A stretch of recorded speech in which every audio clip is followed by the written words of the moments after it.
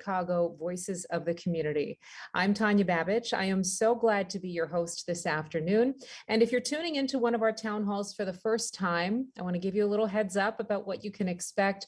They are very casual, informal. Think of it more as a guided conversation with several guests. And today's panelists have such extraordinary stories. I'm certain we will have so much to talk about this afternoon. And I thank you for spending part of your afternoon with us as well. Well, in 2019, Crane's Chicago Business published a list of Chicago's most powerful Latinos. Out of the 25 people who were profiled, 9 were women, and I am happy to welcome 4 of those women today. Each is helping Chicago and the state of Illinois through business and major nonprofit organizations, many with a national reach. And these women are educating, strengthening, and empowering their communities and their constituencies. Well, today we're going to learn how their respective career trajectories and the work they do now has influenced or has been influenced by their Latin culture and heritage. They are Mexican, Spanish, Puerto Rican, and Ecuadorian. I have the Chilean community covered, so we're all good there, and we will get the conversation started now. And so I welcome these wonderful 4 ladies. Thank you so much, all of you, for joining us. Thank you. You can give us a little wave. Well, I am very honored to be leading this discussion today. Just as we learned in school, if there is something you would like to say when another person is talking or in response to a question that I've just asked, just go ahead and raise your hand. I'll be sure that everybody has an opportunity to speak and to say what she has to say. So I will begin now by introducing our panelists. I'd like to begin with Gloria Castillo. Gloria, if you could wave for us, please. Gloria is the director of We Rise Together for an Equitable and Just Recovery. It is a coalition formed by the Chicago Community Trust, and it is committed to accelerating an equitable recovery from the pandemic for Black and Latinx communities. It also advocates for more equitable investment by businesses and governmental policies moving forward. She has been recognized by many organizations for her work in diversity, inclusion, and injustice.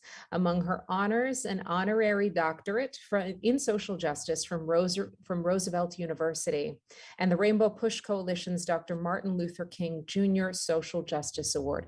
Gloria, welcome. Thank you. Next up is Olga Camargo. Olga, can you give me a wave? There she is there. Mm-hmm. Olga is a partner of Toroso Investments and co-head of Faro Advisory, a division of Toroso that specializes in providing culturally relevant investment advisory services and retirement plan advisory services as well. Olga, you and I have spoken about the power of your work before. I'm very excited to tackle this subject again. Thank you so much for joining us. Olga is a 2021 chair for Forbes Business Council's Financial Services Industry Group. She is an Aspen Ideas Festival Ricardo Salinas Scholar and has been named by Diversity MBA magazine to its top 100 under 50 executive leader and top 100 women of influence national lists. Olga, we are so glad to have you here today. Thank you. Thank you. Next up, a woman that you will see at every one of our ABC7 Chicago blood drives, Selena Roldan. Selena, please give us a wave. It's so good to see your face. Selena's is a face that I've gotten to know very well over my years at ABC7. She is the CEO of the Illinois region of the American Red Cross. It is the second largest region of the Red Cross and responds to more than 2,000 disasters annually. It covers 88 counties, has more than 4,000 dedicated volunteers, and teaches health, safety, and disaster preparedness to more than 250,000 people annually. So Selena, I need some help managing my household. I feel like you're the person I need to speak to after this town hall. And a couple of more distinctions for Selena here. She has co-chaired the City of Chicago Universal Basic Income Task Force. She served on Mayor Emanuel's Education Transition Team and the city's Community Development Commission as well. Selena also served on Governor Quinn's Illinois Human Services Commission. I could go on. We will pause here. Selena, welcome. Thank you, Tanya. And we will cap things off with a warm welcome to Andrea Sáenz. Andrea, can you please give us a wave? Hello, with the lovely necklace there. Andrea is Chief Operating Officer for the Chicago Community Trust. So you will find out she works closely with Gloria through We Rise Together. And Andrea has a long history of service in education. She joined the trust from the Chicago Public Library, where she led strategy and program development. And before that, she was chief of staff at Chicago Public Schools, a policy advisor at the U.S. Department of Education, and executive director of ACE, a national nonprofit focused on Latinx success in professional careers. Andrea is on the national board of the ACLU, several Chicago area boards as well, including Chicago Learning Exchange, Chicago United, and Instituto del Progreso Latino in Chicago. Ladies, I could go on forever about all of your accolades, but I do want to get to the discussion. So let's go ahead and jump in. I'd like to begin with a question about what brought us here to begin with. We talked a little about this at the outset. 25 people profiled in Crane's most powerful Latinos, and only 9 of them are women. My question for you is this: are we underrepresented in positions of power and authority, or are those who are making significant contributions simply not adequately recognized? I'm not starting out light here. These are big questions. And so if anybody has something they'd like to contribute right off the bat, please raise your hand. I'd love to hear from you. Andrea, let's start with you. Jump right into the fire with you, Tanya. That's how we roll. You know, when I look around, and this has been true my entire career, but more now than ever, when I look around and I see people really leading the charge in important areas of work, they are often women, they are often Latinas. And I do think that, you know, the second part of your question, are they just not being recognized, is probably more true than, you know, the former, because when I think about, you know, so much of the work that, you know, I get to do, and the people with whom I collaborate who are leading important organizations are women. And that is really true at this moment in Chicago. I think it's, as I said, it's been true my entire career. I've looked up to so many women, a lot of them Latinas, who have been in roles where community was at the center, service was at the center, social impact was at the center of what got them up every day. But often they were roles that maybe were not as visible as others. Would anybody else like to contribute? Gloria. Yeah, I think that's really an important distinction. We are seeing a lot of Latina leadership in public life. I think the corporations, though, still have a lot of opportunity to take advantage of the Latina talent. So as I led Chicago United, one of the things that we did was we produced a publication, Business Leaders of Color. And very often we found that we weren't finding the pool of Latinas who had P&L responsibility, that, you know, really critical responsibility that moves you into a position that, for example, that we see Olga or Selena in, where you've got these leadership positions, and certainly Andrea in her operations background. But I think that's an opportunity. There is so much talent, and there is great leadership. And if we can continue to develop that talent, highlight it, and really promote and talent, it's important. And I think for those of us who are already in leadership positions, it's incumbent upon us to continually identify talent and lift their visibility. And so that's a piece that I know every one of us does that, because I witness it every day. We are going to get to the subject of mentorship specifically and lifting other people up in a little bit. But first, I want to dive back into your histories a little bit. Now, this question can always be a little unruly because we could talk forever about our families and the people who have influenced us. That said, please do try to keep your answers as brief as possible. We will be generous as we can with our time. I'd like to know, what role did your heritage play in your family, and how did it influence who you became in your professional life? Selena, I'll begin with you.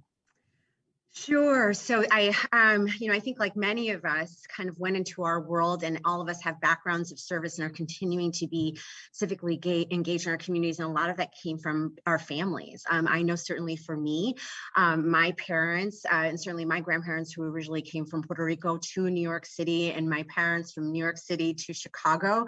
And really, you know, from very humble beginnings, taught me about what it meant to have a servant heart and to lead with service. My father was a Vietnam veteran who served 13 months on the front lines of Vietnam, and told me that he wanted to live his life in service in honor of those who didn't make it back home.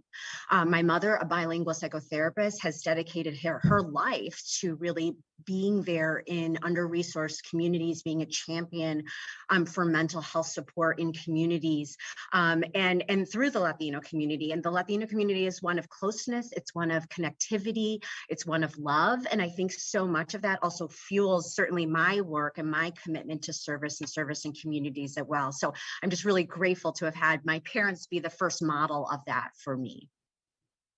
Olga, you're next. Yes, I think like Selena as well. I mean, obviously, I think it's for a lot of us, it starts at home. It certainly started for me at home through the family business. So my mother had a bridal shop, then 2, then 3. Certainly I learned that, she was a very intelligent businesswoman.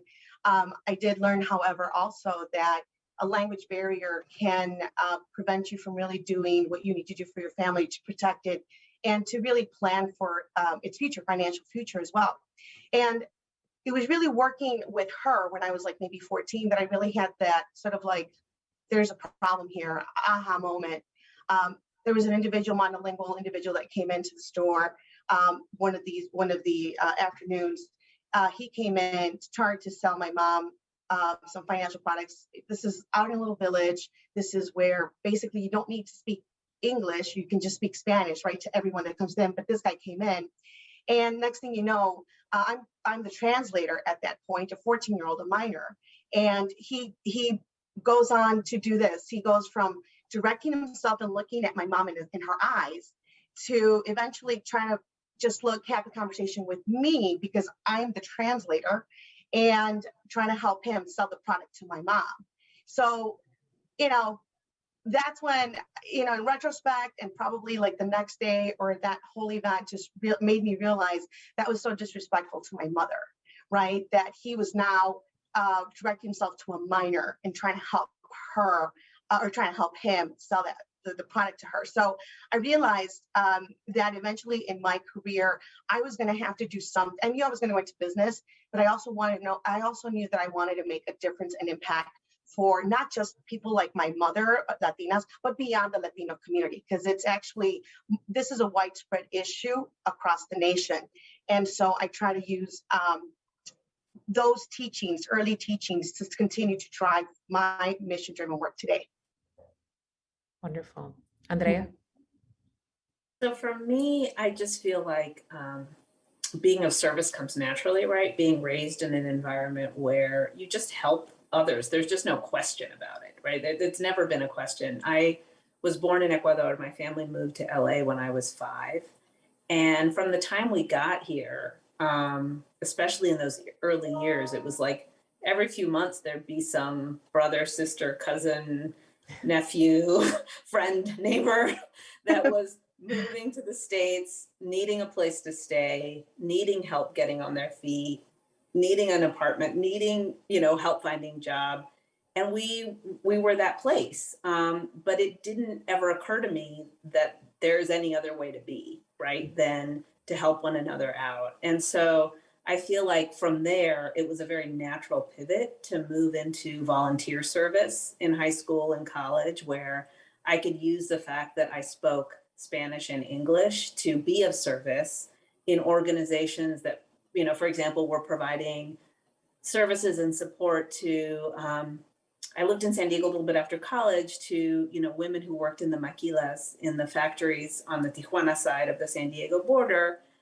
I felt like, oh, I have this privilege of having Spanish as a language, and I can help this tiny volunteer-run organization meet these women's needs. And so it just sort of grew from there. And service then became something that I figured out I could do for a living, but I didn't start that way. It really just started as a natural outgrowth of how I saw my family treating, everyone around them.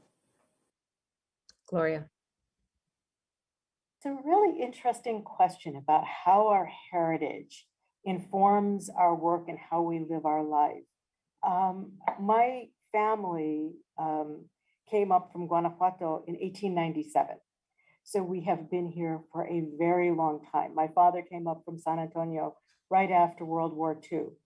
And so I grew up in a very English speaking household that embraced our culture and never lost our culture. So I think it's really interesting because people often think about the Chicago Latino community as being very monolithic, very homogeneous, and we're clearly not. But one thing that seems to connect us is this sense of duty to service. And I grew up in a household of entrepreneurs, and yet we always were civically engaged, whether it was, I think my mom starting out in the PTA, in the community organizations, making sure that we were cleaning up our community, raising money for education funds. That really shaped who I am. The idea that I should never lose the love of my culture and my history, and at the same time, embrace the present and give in the moment as is needed. And so I think that's what's led me to being able to balance a business life, an entrepreneurial life, which I still engage in, as well as service to community. And I think that's it's a piece that I feel is grounded in my Latina heritage. You all have this, this very similar kind of story about the infancy of your careers, what prompted it, what it grew from. My question for you is, would you say, since then, have you been in charge of your career path, or do you feel like your path chose you? Who would like to begin? I see thoughtful glances up and smiles because I feel like this resonates with some of you. Selena, I see your eyes up in the corner, so I'm going to start with you. No, I think I'm just reflecting back. So I've had the incredible opportunity to have worked in the nonprofit sector in Chicago for 25 years. And I, previous to the Red Cross, served as the executive director for an organization, Erie Neighborhood House, serving the Latinx and immigrant communities in Chicago. And, that was really where I learned how to do community work. I'm a social worker by training and also in my heart. And so really being able to do work, I think sometimes when we think about how do we do work, we have to do work with communities and alongside communities. So not just going in and outside of communities. So I really learned about doing community development at Erie Neighborhood House. And I have to say, thinking about then, the Red Cross and how did I get there? It was pretty simple for me. The mission of the Red Cross is to alleviate human suffering during times of disasters and emergencies. And as a social worker, I saw human suffering. I saw communities and families that had disasters, that had emergencies. So in some ways, I really do feel like this role, I'm so blessed that in a lot of ways, I felt like it chose me. And I was so lucky to be able to pursue it, because the Red Cross is a community organization. And we are out there every single day doing work to help communities prepare and respond and recover from some of the same kinds of disasters that I saw when I was working at Erie Neighborhood House. So I feel, again, very fortunate. I think it was a combination of both. But I feel lucky that I do feel like the Red Cross chose me. Andrea? So I think the answer to your question is yes to both parts of it. Yes, I have had moments where I've taken charge and I've known what I wanted to do next. And I've been very intentional about saying yes to certain opportunities. But really, at the end of the day, it's been a very non-traditional path, right? And it started from a place of finding value in working in community, in organizations, first as a volunteer, without really having a sense of being able to have a career path that allowed me to have that kind of fulfillment, until a little bit later on after college, when I got to know this really wonderful Latina who was leading a nonprofit organization in Philadelphia called Congreso de Latinos Unidos. It was a largely Puerto Rican organization, and I joined there in my first real, paid job, doing work that I was otherwise doing on weekends and evenings, and found that my unique perspectives as an immigrant, as a Latina, really were value add in solving some of the issues that Philadelphia was grappling with at the time, which are not uncommon, right? Which is how to provide workforce development services, which is what I started to get involved with in Philly,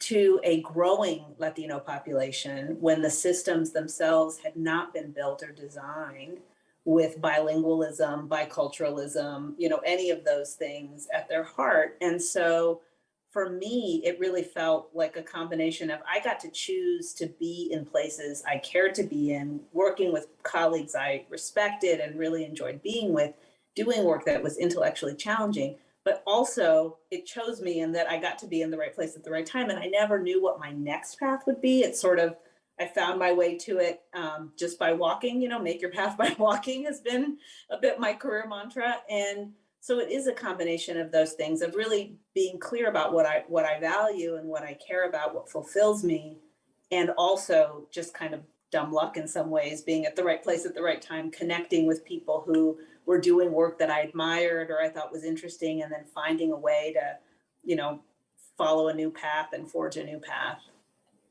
Gloria? I think I'm with Andrea. Yes to both. There have been times when I've clearly been in charge of the decisions and the path. And so I went into advertising and advertising sales early in my career, and that was very much a choice that I pursued. But I always, even when I was in that corporate space, I was always volunteering. I was always active. I was really active with National Organization for Women, and then I was active with Women Employed, and I was always kind of in this space of trying to advance social and economic justice. So when I had the opportunity to move to Chicago United and lead an organization that was advancing multiracial leadership, it felt like somebody just put a glove on my hand, because I was able to combine the business background and understanding what needed to happen for people to advance in business with my just passion for advocacy. So there's a little bit of that. Yes, I made some decisions that were strategic for me, but the passions that drove me really kind of created the opportunities. And then the opportunity to lead We Rise Together for an equitable and just recovery was absolutely life-changing for me, because I had decided to retire. I was not apparently very good at that.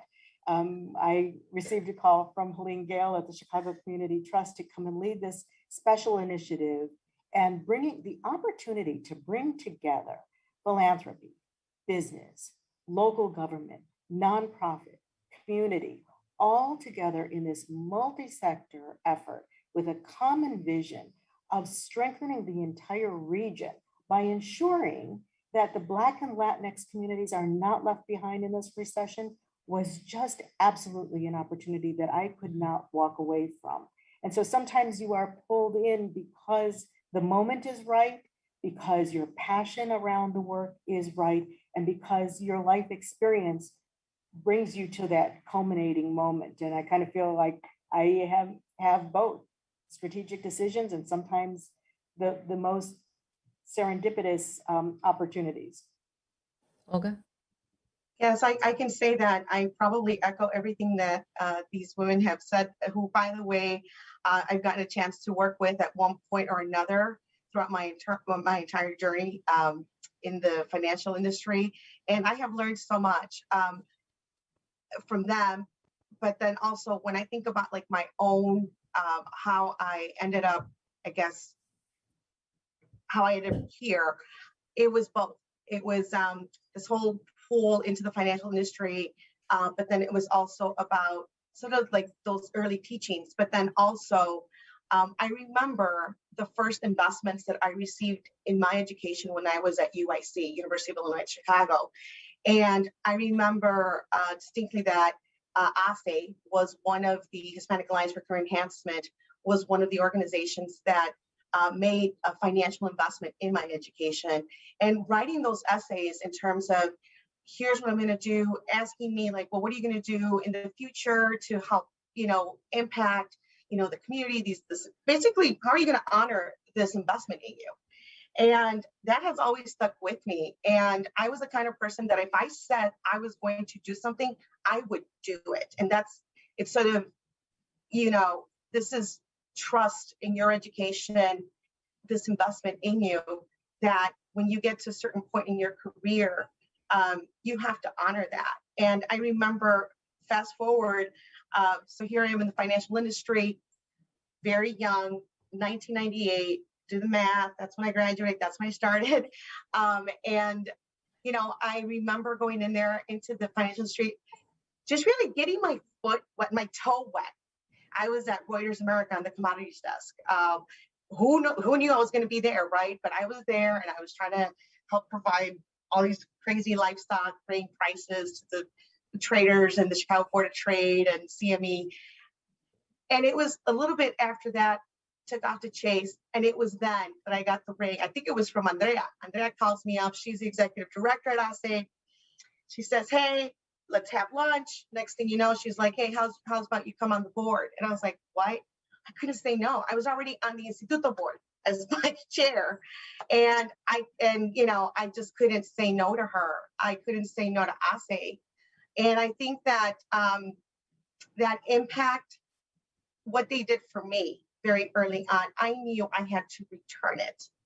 And so, yeah, that's been sort of what I felt that I did get pulled into the financial industry because I wanted to be there, but also I felt that great responsibility to make something worthwhile within the financial industry that would have meaningful impact and would also honor my earlier teachings when I was working with my mom at the shop.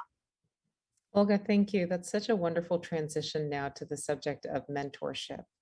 I'd love to know for any of you, if you'd like to, you know, speak first, please raise your hand. What role has mentorship played in your life and in your trajectory, whether it's somebody that you looked to for guidance or inspiration, or if it's your role now as a mentor? I mean, what a gift for all of us, for all five of us, you know, to be able to be in that position when you hear somebody say representation matters.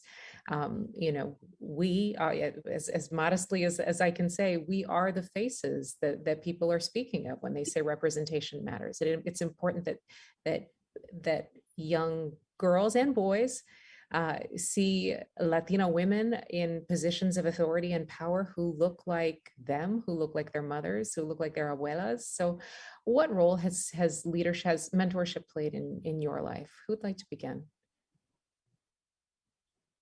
Gloria. Well, I'll start out saying that I am so blessed because my mom was an early entrepreneur and started a business in 1972, a corporate style business. And I was able to learn so much from her. She shared with me every day the business challenges that she faced. So I learned a tremendous amount from her, and then later went into business with her. And we ran a family-owned business for a number of years together. So it's, you know, most of us speak of our mothers and say, you know, what we've learned from them, but I actually learned business from my mother. And so that was a tremendous opportunity. But throughout my life, I can say this honestly, very often we hear that women don't support each other.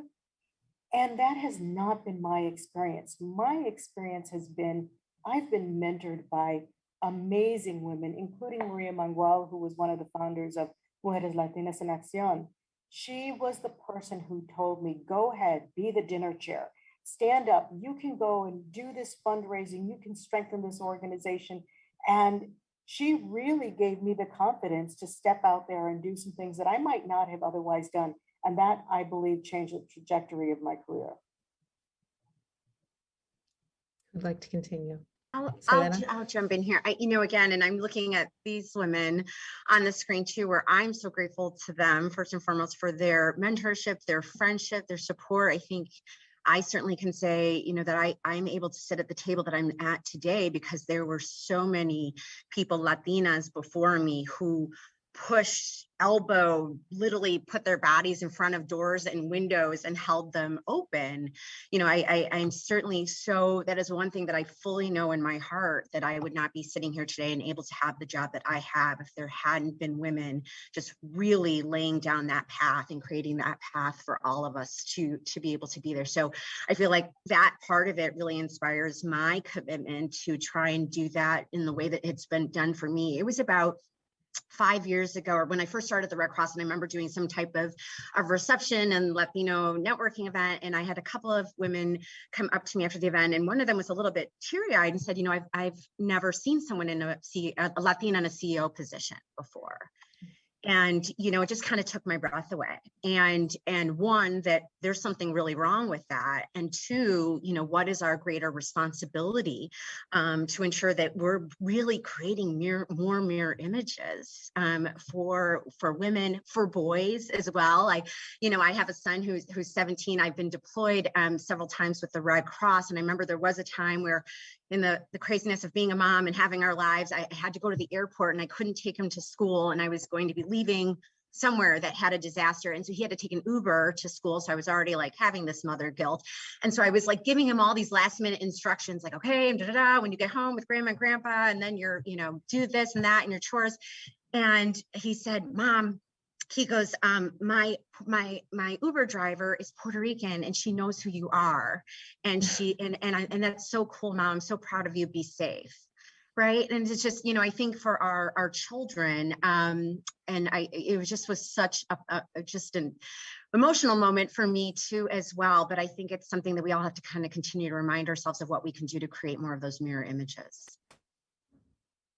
Andrea. Yeah, I'd like to build a bit on what Selena started to talk about, because I do feel like every time I participate in something like this or speak at a class, you know, a graduate student class, or do something, I get a few emails, you know, people reaching out on LinkedIn, sort of shyly saying, you know, hey, your story really meant a lot to me because I haven't seen many people like myself, like my family, in the kinds of roles that you've had. Would you mind like spending time with me? And I just want to say, don't ever be shy about that. I say yes 100% of the time. It doesn't always happen like immediately, but it will happen.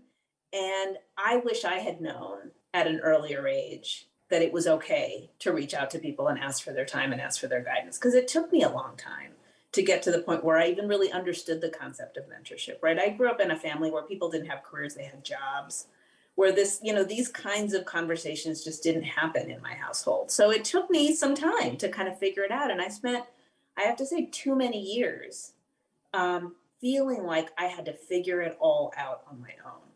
And I just don't want anyone to feel like they have to make that mistake. You know, we are all so much better off when we are supporting one another, with one another. And, you know, I have absolutely appreciated everyone who's offered, but often for me, it was like people offering explicitly their time and their guidance versus my feeling like it was okay to ask for guidance. I've now learned, I will now, you know, no shame, reach out to anyone with any question I have when I know that they have insights that will help me be better in my role, or, you know, be a better parent or whatever. But it took me a long time to get here. And, you know, I just want to say my commitment to anyone who reaches out is I will spend time with you and I will talk to you about whatever it is that you're trying to work out, because, you know, I know how valuable it is, having waited too long, I think, to ask. Okay. Yes, I'll just say that I do believe in mentorship, and I was actually mentored since I was in high school. And it was the same individual that mentored me throughout college, because he actually happened to be the recruiter that recruited me to UIC.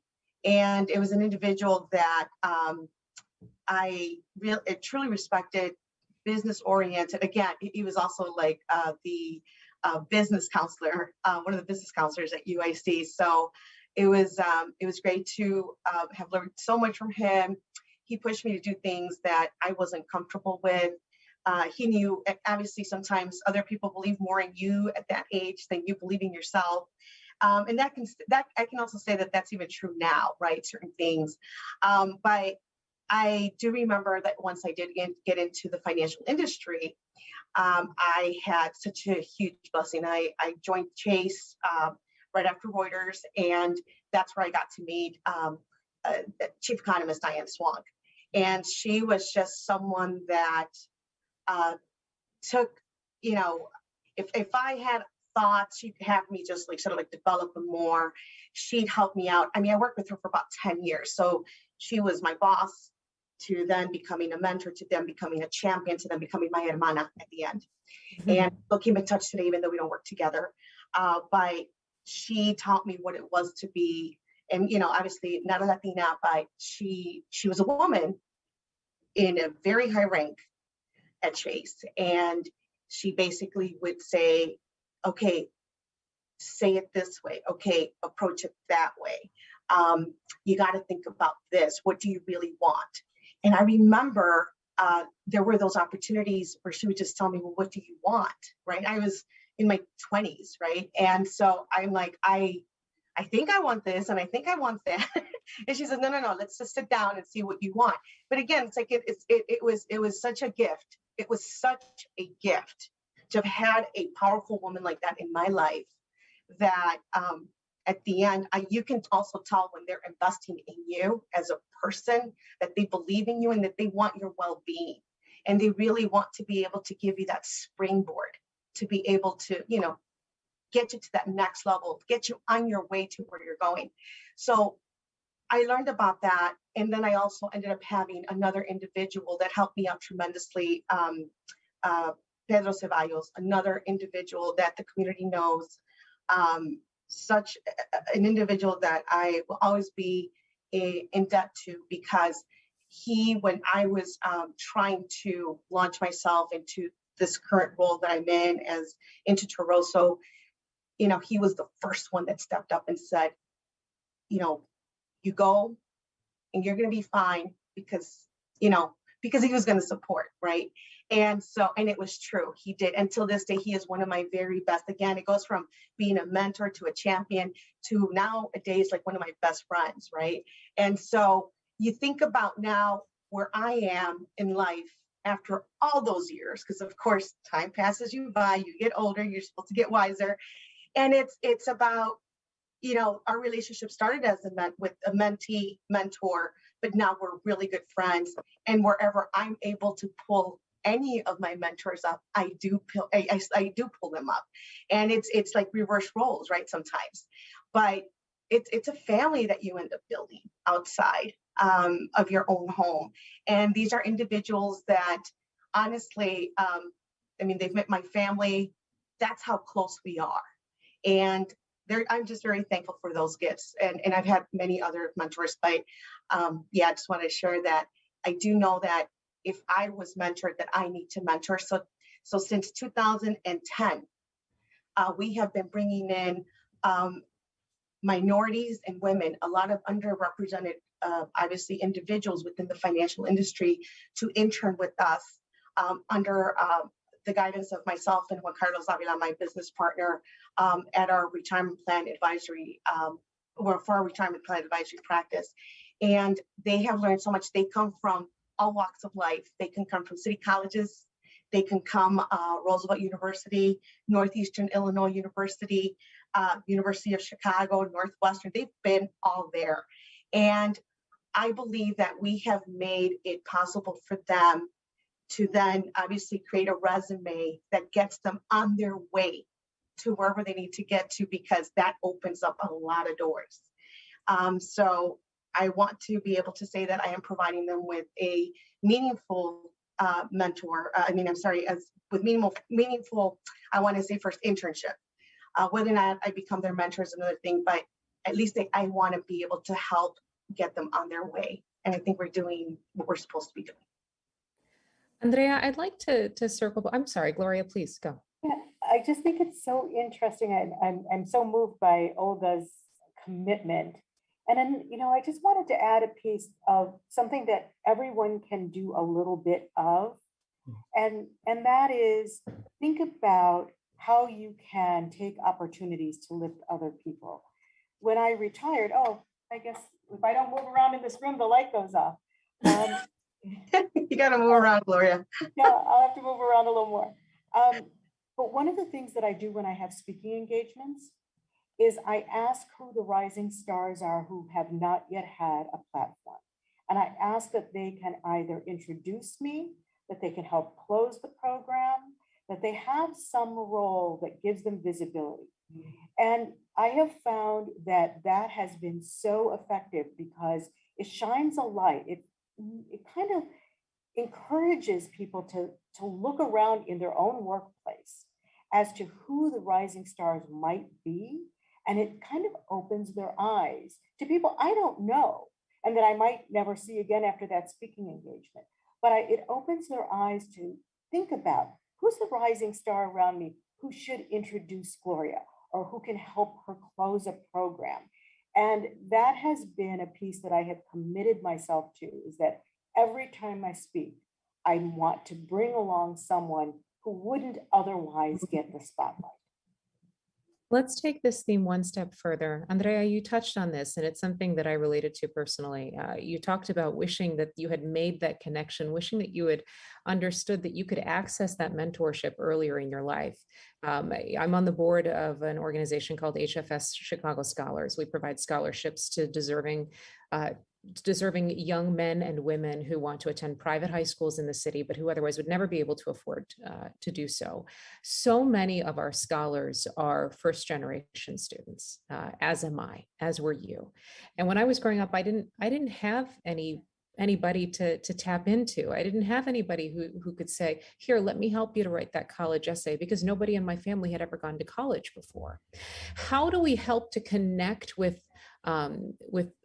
students at a younger age so that they can see themselves represented in these positions of power, and so that they can say, not, oh, I would love to be that someday, but so that they can say, I can be that someday?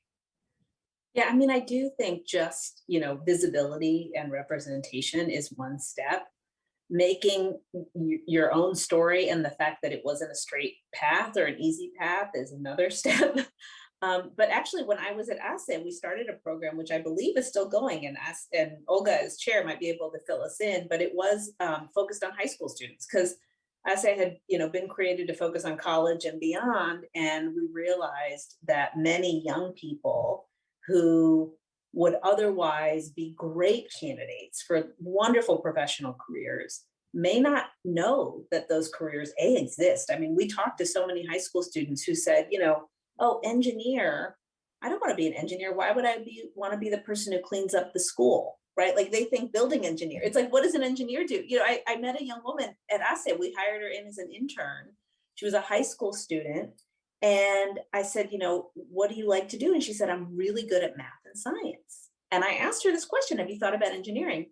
And you bring up Pedro Ceballos, Olga. We were housed at Pedro's engineering firm, ASE was, because he loaned us space pro bono, because he's that kind of person, right? And his company is wonderful. And so she was coming into this engineering firm, very successful engineering firm, Latino led. And I said, well, what do you want to do in college? And she said, I think accounting, because I'm really good at math and science. And I said, have you thought about engineering? She's the one who told me, like, building engineer.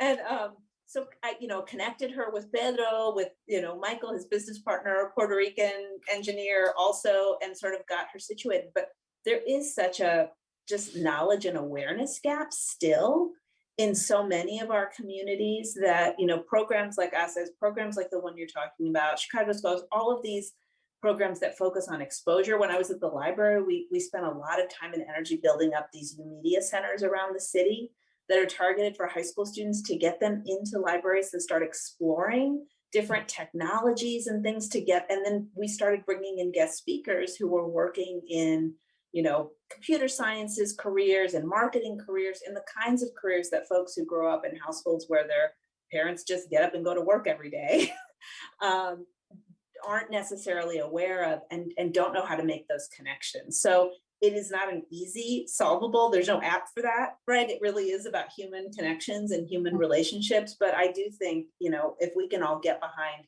any initiative that allows that exposure at a younger age and that real human connection at a young age, we're going to be making a world of difference. So many of the challenges in the Latino community, and many of these challenges we saw aggravated by the pandemic. So if you'd like to answer this in a general sense, or if you'd like to answer it in a pandemic specific sense, Gloria, I'm looking at you with the work that you do now. So many of those challenges are rooted in a fear of speaking up, the challenge of being heard. Olga, you talked about that very eloquently. That's, that was the genesis of who you became, this notion that it's difficult to be heard when there's a language barrier. And then also, the desire to feel safe, to feel like that's out of reach. How do you try to address any or even all of those challenges in your advocacy work? Selena?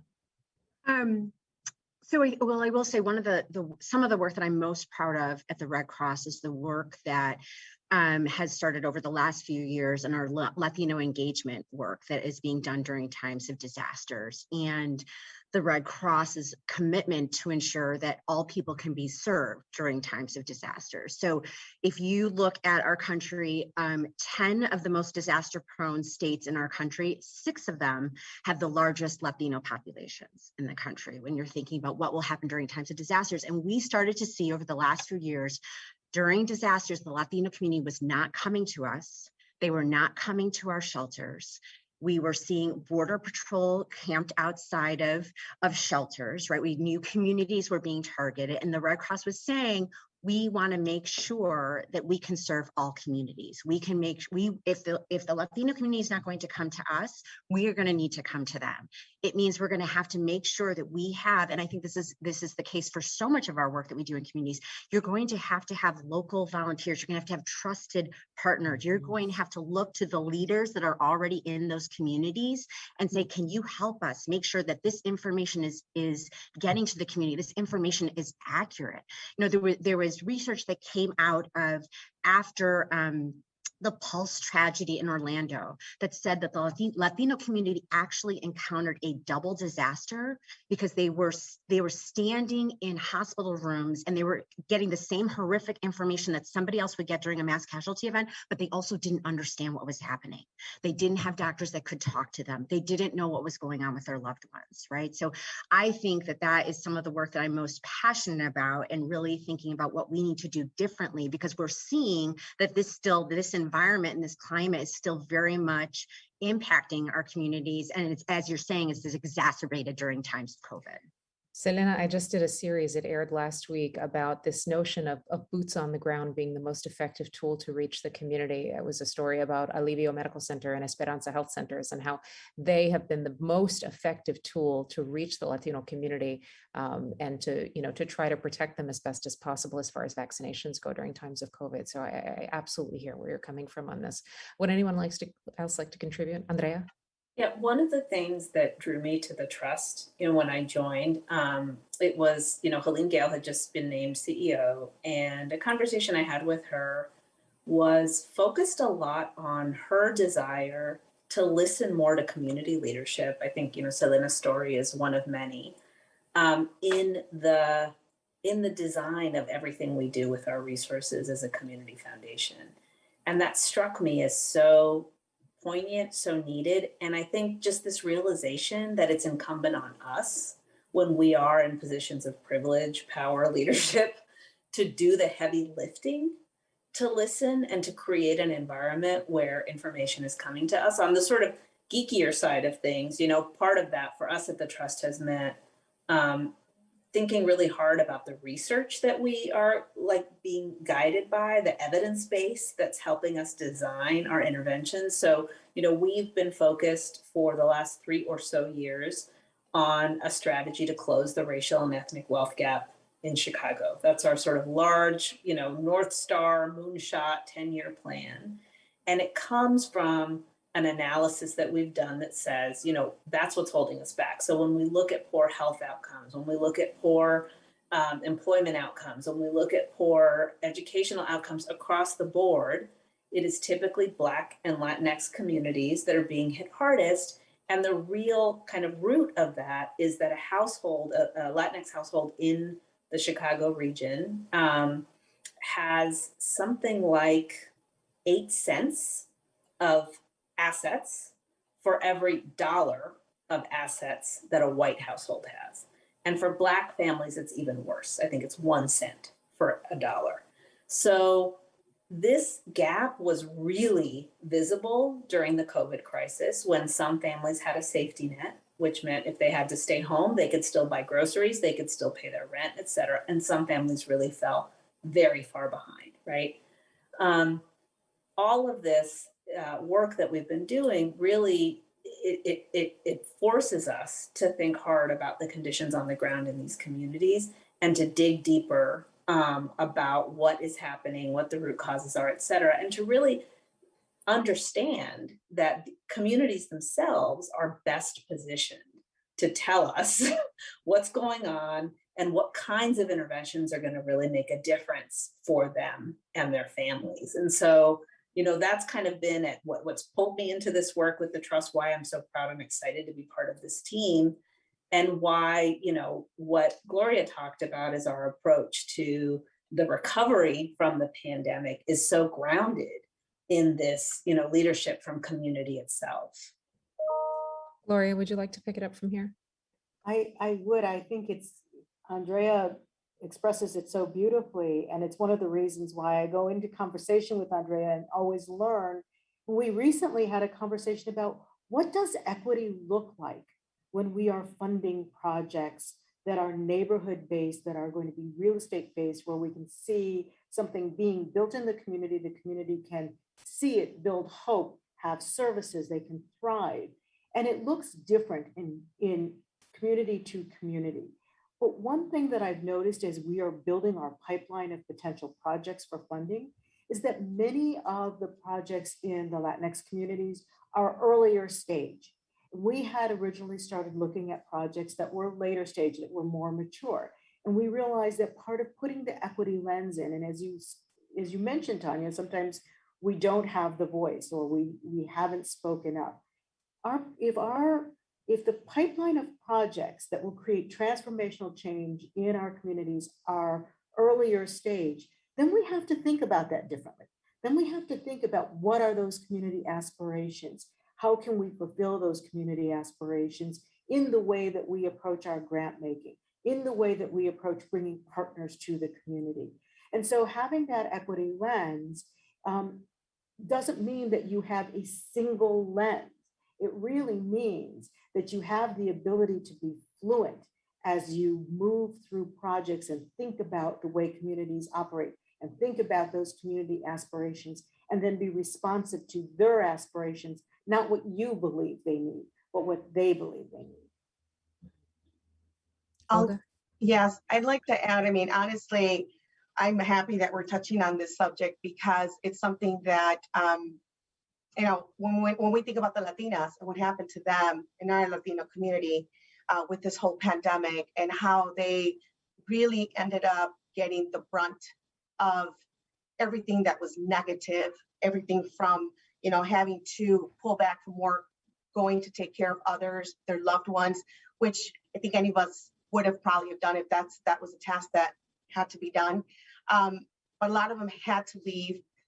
Already they were getting obviously not equal pay. We got Latina equal payday, I guess, on October 21st coming up. And so when we started thinking about this, myself, Juan Carlos Avila, even Patricia Mota, the CEO at ACE, we started thinking about how we needed to step up and do something, because we are about, you know, within ACE, there are programs that help close that, you know, that pay gap, wealth gap. And we realized that a lot of Latinas across the nation were not even trying to close the old pay gap, not through the pandemic. They were trying to close, you know, canyon, right? Like this big old, the wide pay gap for them was just, it was just great. It was just amazing, because I remember how many of my personal friends who are professional women ended up having to step back. So if they had to step back, I knew other women behind them, or other women that were probably not in those kinds of positions, also had to step back. Mm-hmm. So we decided to respond to the COVID-19, to this pandemic, by putting together an idea out forward to 1871 and the Illinois Hispanic Chamber of Commerce's Latinx incubator. We are actually working on a fintech app right now called Shenix, and we are trying to really help Latinas close the pay gap by doing two things: number one, giving them that career coaching that they need, and job search, helping them with the job search, salary negotiation opportunity, right? To be able to talk to an individual that can help them better negotiate that. And then also separately, how to build wealth, which is starts really budgeting, the savings, emergency fund, everything like that. And then also helping them understand, hey, this is what you should be thinking about when you are trying to save for retirement. It is a very ambitious goal, but I have to tell you this, that when the idea was heard by 1871, not even 24 hours after like sending in that application to be able to develop that, we were already getting a call. We got a diversity scholarship, and they said, come on in. It sounds like an incredible resource. Olga, I'm sorry to cut you short. We've got our 5-minute warning now. I just want to go around in the circle very quickly. If you ladies would share your final thoughts briefly with us all. Selena, I'll begin with you. Sure. So I just want to, again, thank you, Tanya, and these wonderful women that are on the call today. And, just also say to anyone that may be listening and watching today, the Red Cross, please consider joining us. Right now, the need is great, and we are looking for new volunteers to join us. We're also in the middle of a blood shortage. So we're really encouraging people to continue to go out and roll up a sleeve and donate. And I just feel incredibly fortunate when I think, I get to work with superheroes every single day. And I don't know if my team necessarily looks at me and says she's a Latina leader, but I hope they see me as a leader who they know our meetings are always going to be loud, that I'm always going to talk with my hands, and they fully embrace that. And I hope they also know that that it's an honor to be able to serve alongside them. I think there are other women in this virtual room right now who can relate to that. Selena, thank you. Gloria, you're next. Oh, thank you. Well, first of all, I'm honored to be with this group of women, and each one of them has had such an impact on my life personally. And I guess my final thought is to say thank you to ABC. I'm going to do a little thing for you. ABC7 has been intentional about being inclusive in your coverage, in your programming, and it's really important for us. You asked about seeing ourselves and youth seeing, who we are.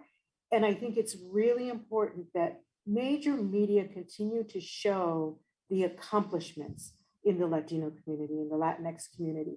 It's really important that we see ourselves as positive impact in our communities.